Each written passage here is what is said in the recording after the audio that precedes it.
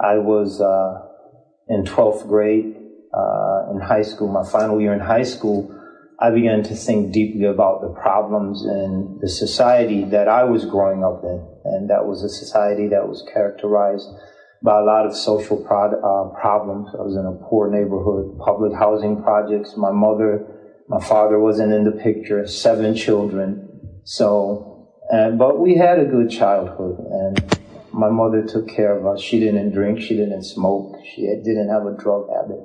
So she spent the money she had on us, keeping us well fed and clothed and doing her best.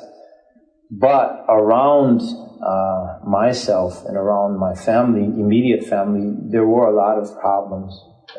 Drugs, alcoholism, domestic violence. So as I became more conscious, I asked myself, how can one begin to address these issues?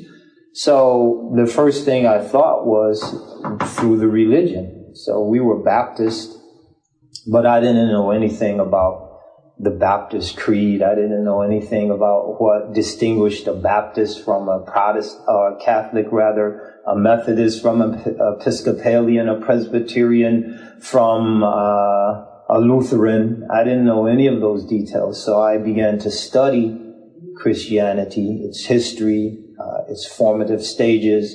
And as I studied it, I became very disenchanted. And my experience led me to believe that it was a man-made religion, that it was fabricated. And I won't go into the details associated with that. In any case, that sort of led me to reject religion altogether, as that was the religion I was familiar with. So when I rejected that, I rejected all religion and went through a phase of atheism in which I didn't believe in God at all. And that opened the door for my involvement with the communist doctrine and the Communist Party.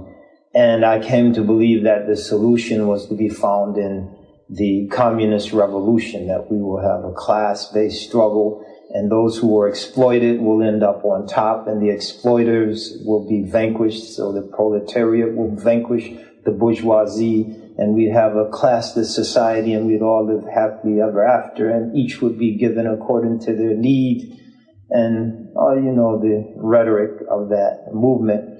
In any case, so I was proceeding, and I was studying the various literature, Communist Manifesto and other writings, until I came across a book, actually a pamphlet, that was arguing for the existence of God, based on a causation argument that if you go back to the very beginning, how did something appear from nothing without a creator? And I thought about it, and then the author went on to argue that if we can't consciously do that, if we took a vacuum and the best minds on earth without introducing something that already exists into that vacuum, can we make something appear from nothing with a plan devised by the best minds on earth? If you can't do that, how could it happen spontaneously in the vast vacuum of space? And